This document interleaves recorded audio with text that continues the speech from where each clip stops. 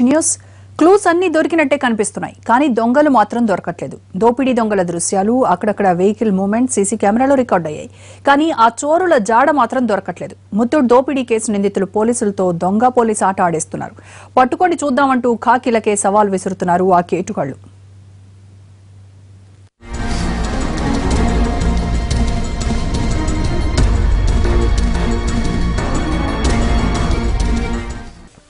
Muthoot finance లో భారీ దోపిడీ.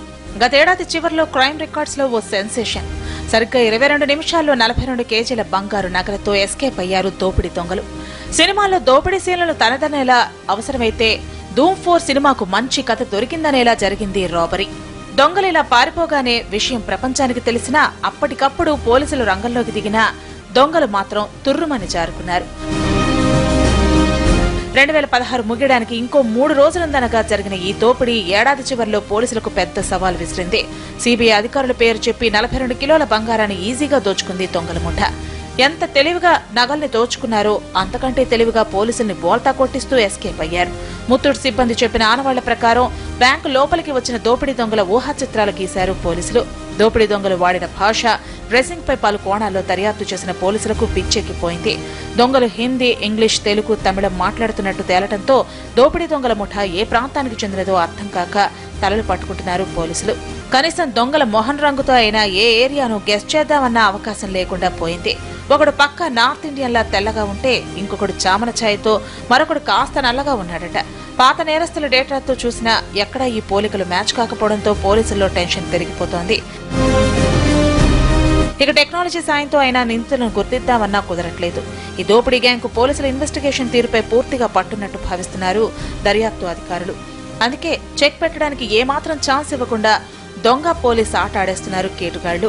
పారిపోయే సమయంలో కూడా క్లూ లేకుండా ఎస్కేప్ అయింది ఈ దొంగల ముఠ.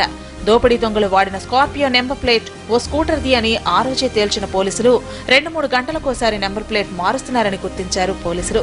రాష్ట్రం దాటేదాకా ఎక్కడ హైవేలను ఉపయోగించలేదు. చిన్న చిన్న గ్రామాల మీదుగా కర్ణాటకకు రీచ్ అయ్యారు. అక్కడ 1-2 చోట్ల సీసీ కెమెరాలో స్కార్పియో రికార్డ్ అయినా ఆ తర్వాత అడ్రస్ గల్లంతైంది. తెలంగాణలో ఉన్నట్టు కర్ణాటకలో సీసీ కెమెరాలు ఎక్కడంటే అక్కడ లేకపోవడం దర్యాప్తు బృందాలకు చిక్కుగా మారింది. ఈ పరిస్థితి దోపిడీ దొంగలకు కలిసొచ్చింది. దొంగల ముఠా జర్నీ కెమెరాలు లేని ప్రాంతాల మీదుగానే ఉన్నట్టు తేలింది. దొంగల ముఠాను పట్టుకునేందుకు తెలంగాణ పోలీసులు ఏర్పాటు చేసిన ప్రత్యేక బృందాలు కర్ణాటక, మహారాష్ట్ర, తమిళనాడు పోలీసుల సాయం తీసుకుంటున్నాయి. బ్లాక్ కలర్ స్కార్పియో కానీ, ఊహా చిత్రాల్లో ఉన్న అనుమానిత వ్యక్తులు కానీ కనిపిస్తే తమకు సమాచారం ఇవ్వాలంటూ గ్రామీణ ప్రాంత ప్రజల్ని కోరుతున్నారు. సెల్ ఫోన్ సిగ్నల్స్ తో అయినా ట్రాక్ చేద్దామన్న పోలీసులకు నిరాశ ఎదురైంది. దోపిడీ జరిగిన రోజు ముత్తూట్ ఫైనాన్స్ పరిసరాల్లోని సెల్ ఫోన్ సిగ్నల్స్ ని పరిశీలించారు పోలీసులు. సీసీ కెమెరాలో నిందితుల కారు ఎక్కడైతే కనిపించిందో ఆ ఏరియాలోని నెట్వర్క్ సిగ్నల్స్ ని చూశారు. అసలు ఈ దోపిడీ దొంగలు సెల్ ఫోన్ వాడట్లేదని చివరకు నిర్ధారించారు పోలీసులు. మొత్తం మీద బీరంగూడ ముత్తూట్ ఫైనాన్స్ ను దోచుకున్న ముఠాకు, గతంలో గుల్బర్గాలోని ముత్తూట్లో దోపిడీ చేసిన ముఠాకు ఆనవాళ్లు కాస్త దగ్గరగా కనిపిస్తుండటంతో ఆ గ్యాంగే ఈ దోపిడీ చేసిందా అన్న కోణంలో దర్యాప్తు చేస్తున్నారు సైబరాబాద్ పోలీసులు. కొత్త సంవత్సరంలో ఎక్కువ టైం తీసుకోకుండా ఈ కేసును ట్రేస్ చేయాలంటూ సైబరాబాద్ పోలీస్ బాస్ సందీప్ శాండిలియా దర్యాప్తు బృందాలకు ఆదేశించాడు. ఓవైపు దోపిడీ దొంగల ముఠాను పట్టుకోవాలన్న ఉత్సాహంలో పోలీసులు పట్టుకోండి చూద్దామంటూ ఎత్తుకు పై ఎత్తులు వేస్తున్న దోపిడీ దొంగలు. మరి ముత్తూట్ దోపిడీ కేసును పోలీసులు ఎప్పట్లోపు ఛేదిస్తారో చూడాలి.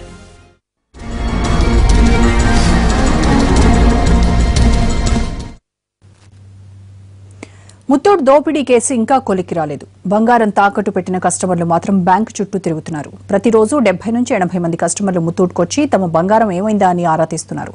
దొంగలు దొరికారా అంటూ ముత్తూట్ సిబ్బందిని అడుగుతున్నారు. మరో 10 రోజుల్లో కస్టమర్లు బంగారాన్ని తిరిగిచ్చేందుకు ఏర్పాట్లు చేస్తున్నామంటున్నారు ముత్తూట్ సిబ్బంది. బీరంగూడ ముత్తూట్ ఫైనాన్స్ నుంచి పూర్తి అప్డేట్స్ మా ప్రతినిధి కమల్ అందిస్తారు.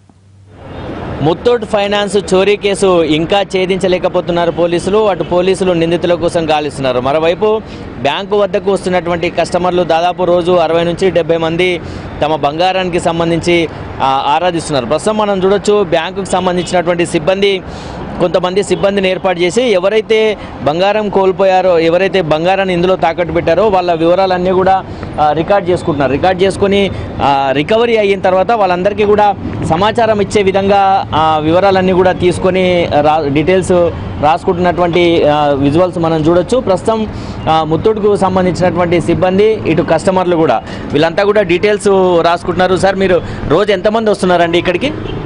60 to 70 మెంబర్స్ వస్తారండి. 60 నుంచి 70 మంది వస్తారు డైలీ. వాళ్ళ ఇన్ఫర్మేషన్ తీసుకుని ఒకవేళ ఇంకా ఓపెన్ చేయలేదు ప్యాకెట్స్ 45 ప్యాకెట్స్ ఉన్నాయి. అవి ఓపెన్ చేశాక వాళ్ళ ఇన్ఫర్మేషన్ వాళ్ళకి ఇస్తాము. లేని వాళ్ళకి సెటిల్మెంట్ చేస్తాము. అది 10th తర్వాత స్టార్ట్ చేస్తాం. ఏమంటున్నారండి కస్టమర్లు? ఏమంటున్నారు మీతో రోజు ఇక్కడికి వస్తున్నటువంటి? ప్రాబ్లం ఏం లేదండి. కస్టమర్స్ మంచి కోఆపరేట్ చేస్తున్నారు. వాళ్ళు ఓపిక వింటున్నారు మేము చెప్పేది.